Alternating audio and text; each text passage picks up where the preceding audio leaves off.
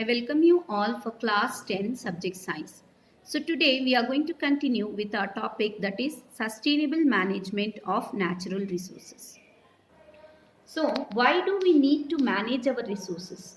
Not just roads and buildings, but all the things we use to consume like food, clothes, books, toys, furniture, tools and vehicles are obtained from resources on this earth, right? The only thing we get from outside is energy which we receive from the sun. Even this energy is processed by living organisms and various physical and chemical processes on the earth before we make use. Because why we should take care of these resources? Because they are not unlimited, and with the human population, as you can see the picture, so the quantity of the natural resources and the population should be equal, means there is no problem. If the population increases, then the natural resources will become less, so it cannot be sufficient for the population.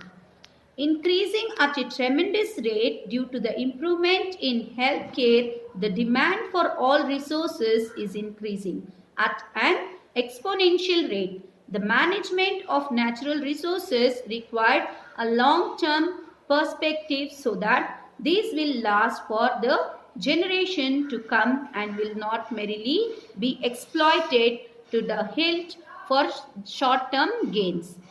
The management should also ensure equitable distribution of resources so that all, and not just a handful of rich and powerful people, benefit from the development of these resources.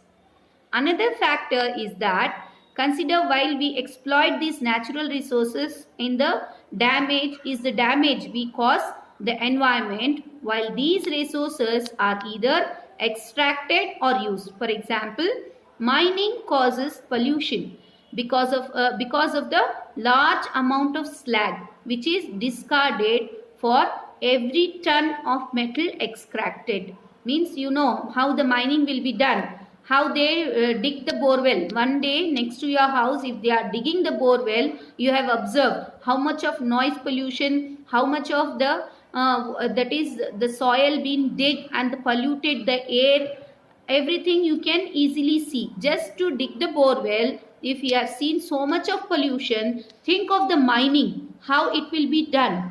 So to take out, it will be much polluted, the air will be polluted. Okay, hence sustainable natural resources management demands that we plan for the safe disposal of these waste too. The present day global concern for sustainable development and conservation of natural resources are to recent origin as compared to the long tradition and cultures of nature conservation in our country.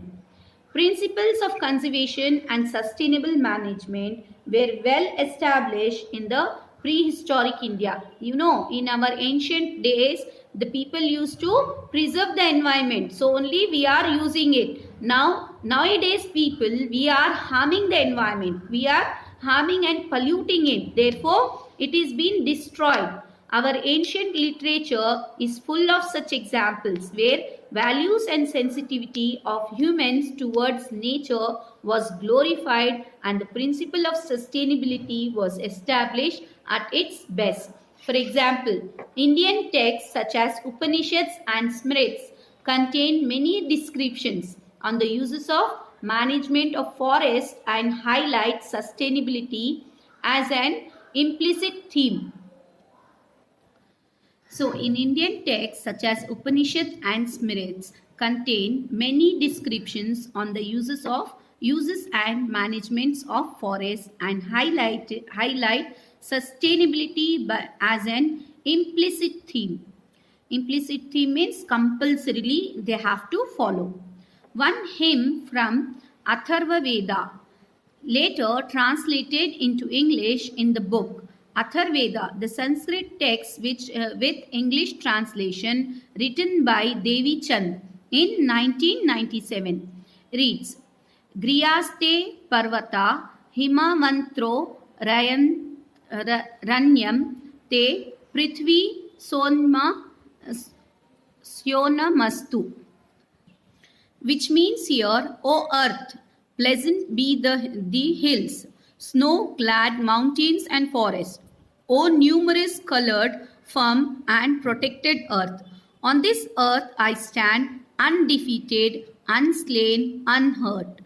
Another hymn also it's been given. The meaning of that hymn here is, whatever I dig out of you, O earth, may that have quick regenerations again. May we not damage the vital habitat and heart.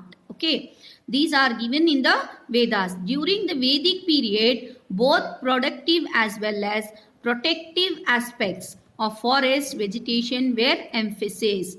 Agriculture emerged as a dominant economic activity during the later Vedic period. This was the time when the concept of cultural landscapes such as scared forests and groves, scared corridors and a variety of ethno-forestry practices were evolved.